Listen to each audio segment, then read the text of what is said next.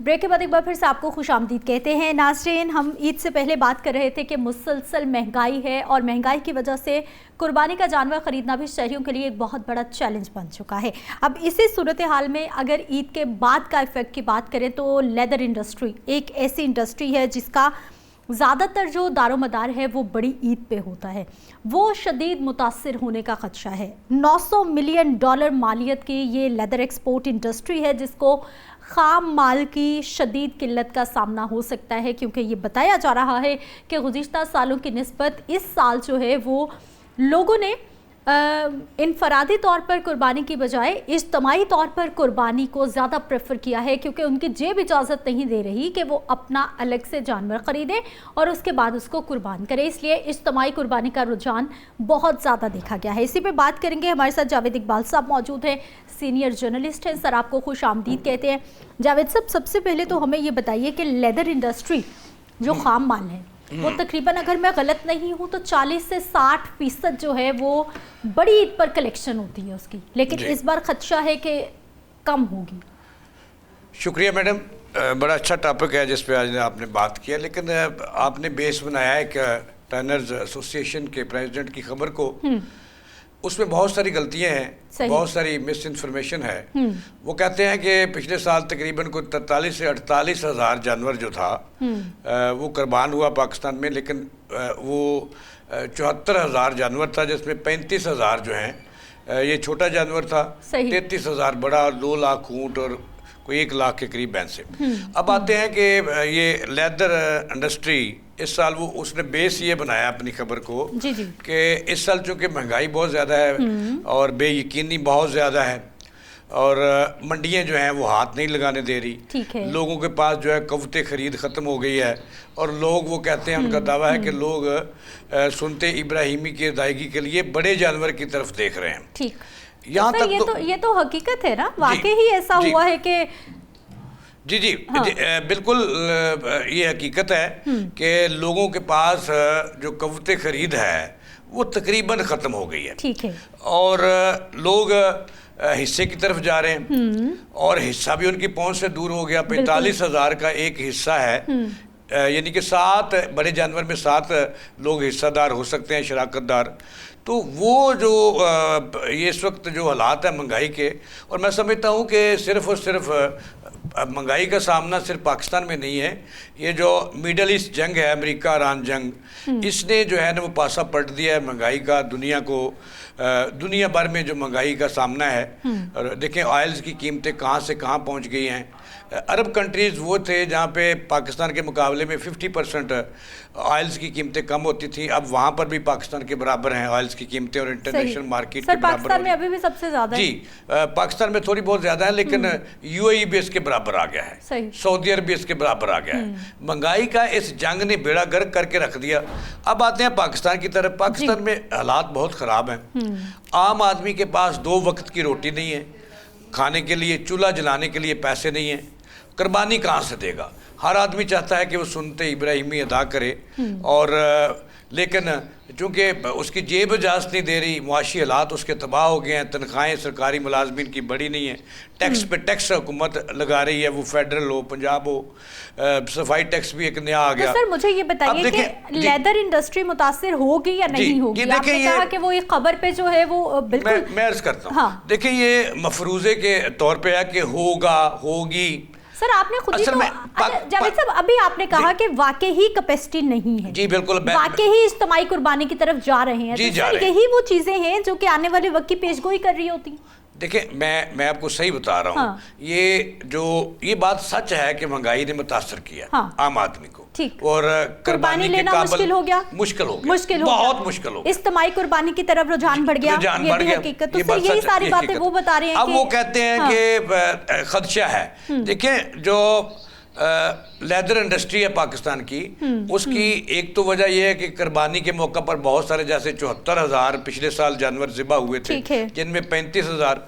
अब देखें, export quality जो है लेदर का जो मामला है, ये भेड़ और जो बकरा है इसकी खाल से वाबस्ता है। ठीक। क्योंकि पाकिस्तान में जो ग्लव्स हैं या इस तरह की जो भी चीज़ें हैं वो बड़े जानवर के मुकाबले में जो छोटी खालें हैं, जो भेड़ बकरी की खालें हैं, वो ज़्यादा मफीद हैं और वही रहती हैं। सही। अब सिर्फ महंगाई के साथ साथ जो मैंने अभी अर्ज़ किया कि जो इंटरनेशनल जंग हो रही है, दुनिया जंग की तरफ गई हुई है, पाकिस्तान की जो लेदर इंडस्ट्री की जो एक्सपोर्ट है उसको मुतासर किया उसने बहुत ज़्यादा।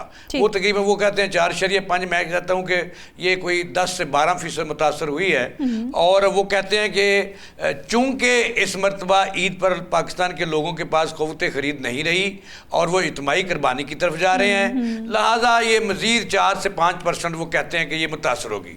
मेरे दादोशुमार ये हैं कि पाकिस्तान में एक कल्चर है कि जो आखिरी 72 घंटे होते हैं ना पाकिस्तान में, ईद से बड़ी ईद से पहले, उसमें खरीदारी होती है। ये बात सच है कि जो इस मरतबा जो है लाख से नीचे, वो कहते हैं 60,000 से नीचे कोई छोटा जानवर नहीं है, लेकिन मेरे दादोशुमार के मुताबिक कि लाख जो 5 से 10, 12, 15 किलो का जो बकरा है, 15 किलो का, मैडम वो 1 लाख से कम नहीं है। और मैं समझता हूँ कि इसकी जिम्मेदार जहाँ जहाँ ज़्यादातर गवर्नमेंट पे आयद होती है और गवर्नमेंट इसकी जिम्मेदार है। गवर्नमेंट को पता था कि एक तो हमारी जो मुआशी पॉलिसियाँ हैं, इक़्तिसादी पॉलिसियाँ हैं, उस पर हमारा कोई कंट्रोल नहीं है। उसको चाहिए था कि ईद से पहले वो ऐसा मैकेनिज्म लाते, इस व्यापारियों को, मंडियों को आज़ाद ना छोड़ते।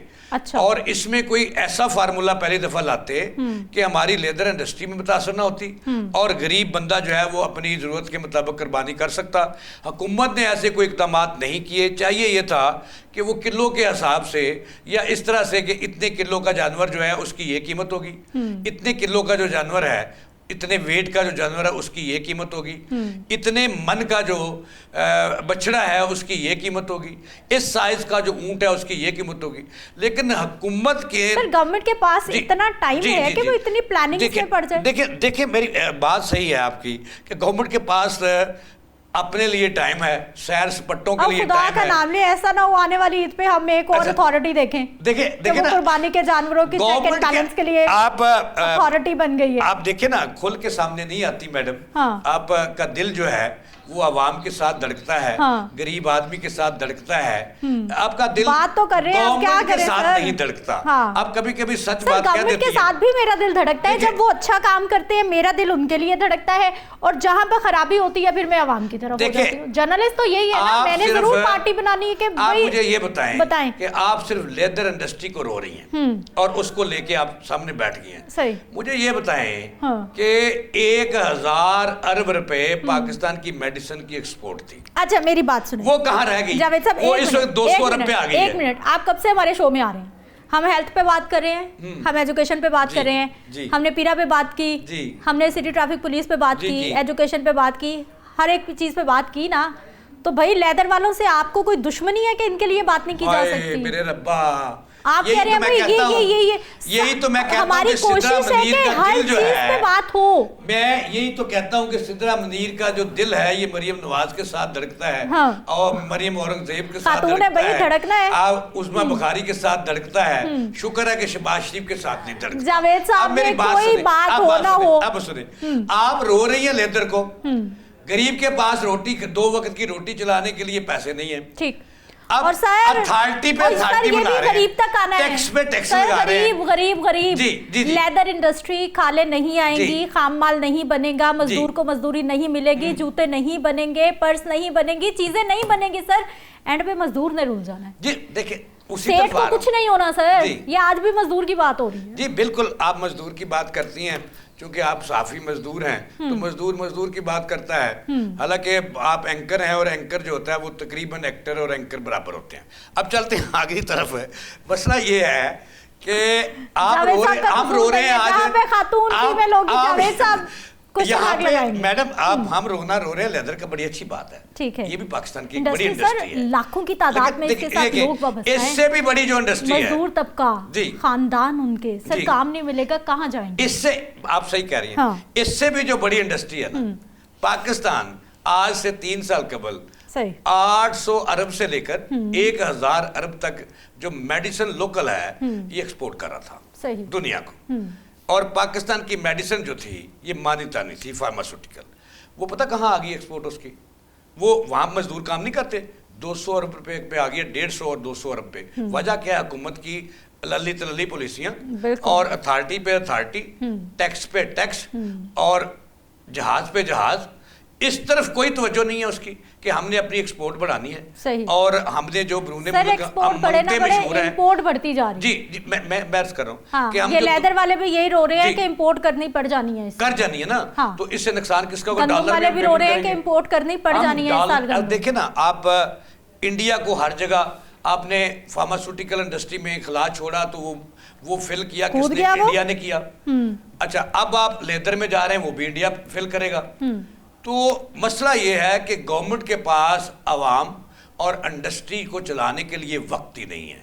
सही। उसके पास कोई पॉलिसी साज नहीं है। इसहाक साहब का जो बेटा है, इसहाक डार साहब का, वो आ गया पंजाब में एडवाइजर कि हमने इंडस्ट्री को फरोग देना है, हमने अपनी एक्सपोर्ट क्वालिटी ना सिर्फ बेहतर करनी है बल्कि क्वांटिटी में भी इजाफा करना है। अच्छा सर कुछ नहीं कर सके। सॉरी जावेद साहब, जब गुर्दे चोर जी काबीना का हिस्सा बन जाएंगे, असेंबलियों तक पहुंचेंगे, जब कफन चोर जो है गवर्नमेंट का हिस्सा बन जाएंगे, तो क्या होगा?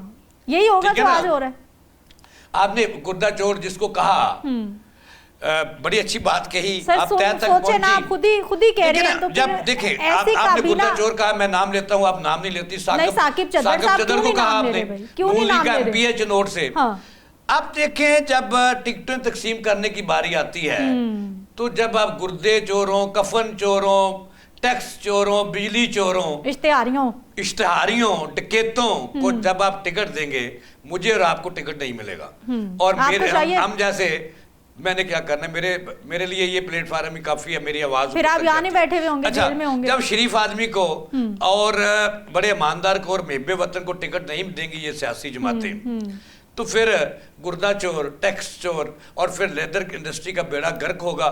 और जनाबे वाला फिर जो है ना, हम बाहर से जैसे हम मंगते मशहूर हैं, वो एक फिक्रा वज़ीर आज़म साहब का मुझे आज कहने दें, मुझे आज कि शबाशी साहब तुर्की गए और वहाँ उन्होंने कहा कि मुझे ये ना कहना कि मैं मांगने आया हूँ, मुझे ये ना कहना कि मैं बेकारी बन के आया हूँ, मैं तो जरूरत है अपने मुल्क के लिए, जरूरत है कि हमारी मदद करें। हमने BMW खरीदनी है। तो उसके बाद हमने क्या किया? हमने कुछ किया अपने पाँव पे खड़ा होने के लिए, वर्ल्ड बैंक और IMF के चुंगल से निकलने के लिए हमने कुछ किया। हमने को पॉलिसी बनाई, हमने इक्तिसादी तौर पर मुल्क को मजबूत करने के लिए अमली में कोई पॉलिसियाँ बनाई। हमने जनाबे वाला टैक्स की रेशो बढ़ाने के लिए, और वो सरकारी खजाने में आए, हमने कोई ऐसा मैकेनिज्म बनाया। हमने पता था हमें कि एक तो जंग मुतासर कर रही है, दूसरे पाकिस्तान में महंगाई का तूफान है। हुकूमत उनको बोतल का जिन जिसको वो कहती थी उसको बोतल में बंद नहीं कर सकी, बल्कि खुलेआम छोड़ दिया।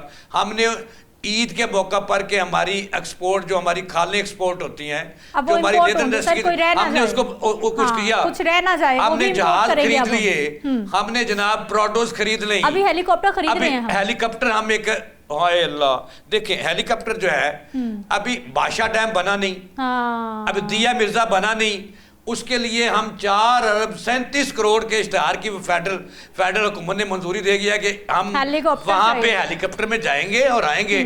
मैं कहता हूं कि बेड़ा गर्क कर दिया इस हुकूमत ने गरीब आदमी का, मुल्क की मुआशत का, और हम अच्छे सालस हैं। अच्छा सर, ये इम्पैक्ट कितना बड़ा आएगा? लेदर इंडस्ट्री का क्या होगा, कितना बड़ा? ये थी जो हम एक्सपोर्ट कर रहे थे, अब उसके इंपोर्ट पे आ जाना है। जो जिन मजदूरों को ये यकीन होता है कि ईद हमने लगानी है और हमने कमाई करनी है, हमने खाने खरीदनी है, जो है और इंडस्ट्री जो है वो चलनी है। अब बहुत सारी इंडस्ट्री है, फैसलाबाद इंडस्ट्री जो है, ये जो है ना, ये फैसलाबाद इंडस्ट्री जो है 40-80% बंद पड़ी है, गुजरांवाला बंद पड़ा है, मुल्तान बंद पड़ा है, लाहौर बंद पड़ा है। तो अब देखिए इसको भी ताले लगेंगे, और इसके भी जो है चिमनियों से जो धुआं है वो उठना बंद हो जाएगा। मजदूर इस मुल्क का फिर अब डकैतियों की तरफ जाएगा, और फिर उसको CCD मारेगी पकड़कर, फिर खून किसके सर होगा? हुकूमत के सर होगा। तो CCD सर, ये हाई प्रोफाइल केस में CCD किधर है? हिरासमेंट केस में, ये भी तो हिरासमेंट हो गई ना। तो दूसरी तरफ कौन है हरासमेंट करने वाला? कौन है? CCD का जो गरीबों तक, फैसलाबाद के गरीब हों, साहिवाल के गरीब हों, जिन पे माड़े मोटे पर्चे हों उनको पकड़ लेती है नंबर बनाने के लिए, ताकि चीफ मिनिस्टर को पता चल जाए कि सीसीडी बहुत काम कर रही है। चद्दर पे हाथ डाले ना, ये भी तो हरासगी, ये भी नेफे से पिस्तौल निकले ना, क्यों नहीं निकलता, अभी तक निकला।